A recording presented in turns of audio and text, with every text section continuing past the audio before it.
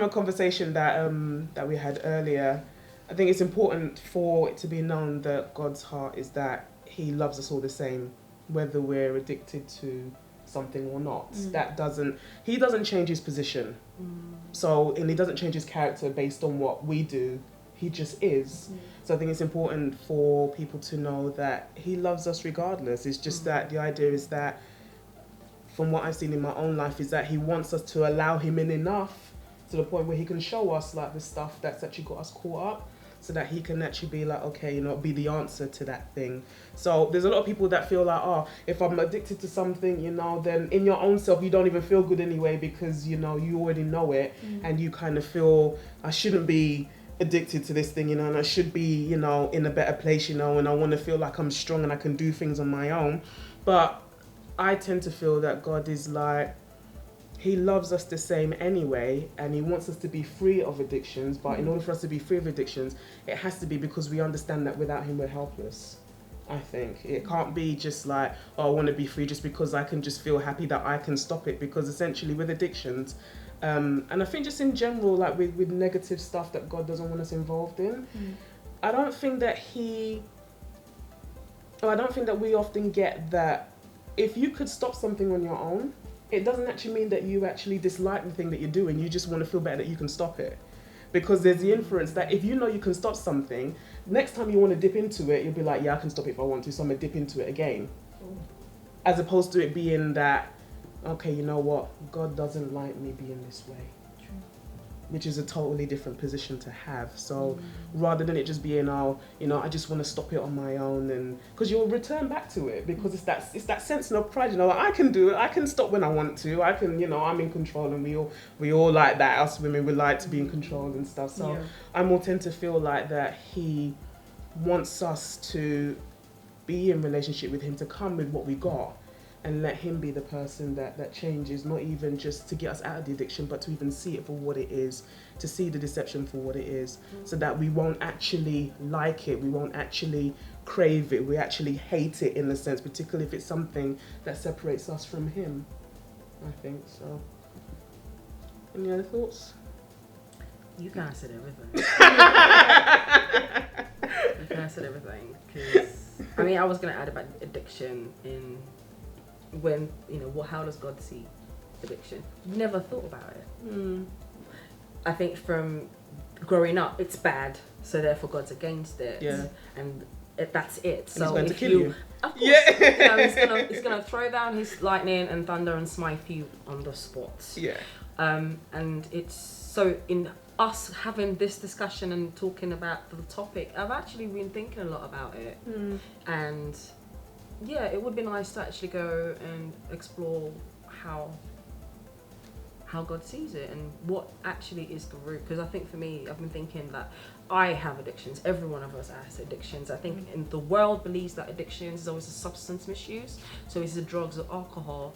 But like you stated, an addiction is anything that has control over you, that you allow it to lord over you. Yeah. You know, you're a servant to it. Yeah. And that could be bad relationships, that could be bad behaviors, that could be a physical thing. You know, it could be a mental thing as well. So I think from what you just carrying on what you said, it is refreshing to know that regardless of all of this, that Father doesn't change. God does not change. His position doesn't change. He doesn't stop loving me. He's not going to stop anything. But I actually, in talking to Him about the addiction, not to condemn myself for having an addiction, but to be open enough to say, Father, I don't know, I think this is addiction, or I'm addicted to this. I need your help. Yeah.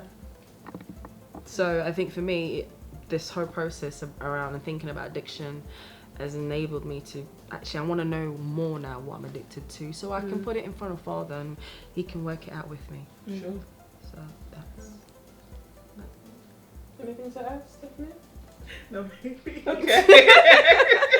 You guys, like Layla, I've never thought about how does God see addiction? Like, we know how God sees sin, so I guess if you know your addiction relates to sin, then you can understand that part. But for things like, you know, being so self-conscious about yourself and your image, it's not per se a sin. So then you wonder like, okay, so what does God think about this? But like you said, it all comes back to who God is, which is love.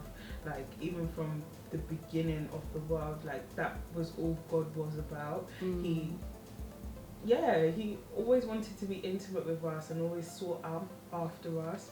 So I think a lot of it comes, for women especially, a lot of the things we deal with, if we understood the depth of God's love and how he saw us, then we wouldn't have so many issues per se. So yeah. I was actually going to say that what you're saying about us as women and our issues with always being self-conscious and all that, even all of that has its root in sin, but not, I suppose I feel to clarify, not in the sense of sin that makes God angry, upset, but sin in itself is essentially that thing that causes us to operate in brokenness.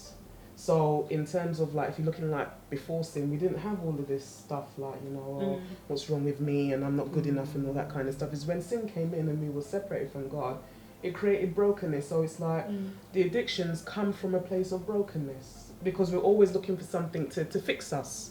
We're always looking for something to fill a hole. That's what addiction does. So as Layla said, it could be anything. A lot of people, and particularly from a societal view, there's this help for smoking and all these different kind of things. But essentially, with brokenness, we will put ourselves in certain situations because we're trying to fill a hole. I suppose for me, it still originates from sin, but not in the sense of, like it's a deed that we're doing that isn't right. But the whole idea of sin is that we operate now from brokenness outside of God, that is. So in terms of, the whole self-consciousness thing, it's like that is addictive, because when we're operating from a place of brokenness, we're always looking for something to fill a hole that only God can fill.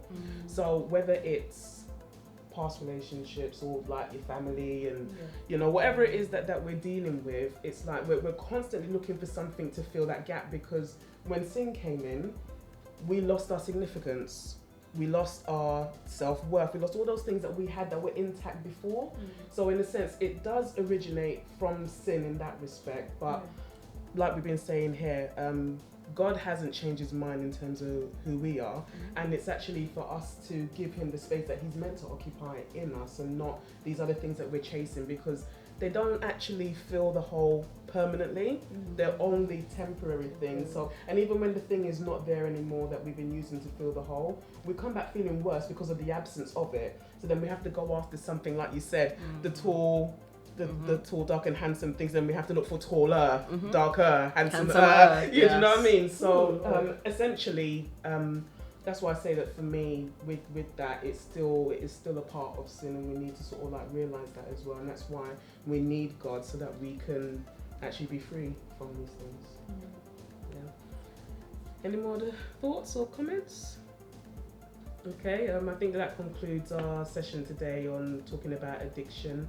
Thank you very much for watching, and if you want to catch up with us, you can do on Facebook, and you can also catch up with us on our Twitter. See you soon. Thanks for watching. Bye. Bye.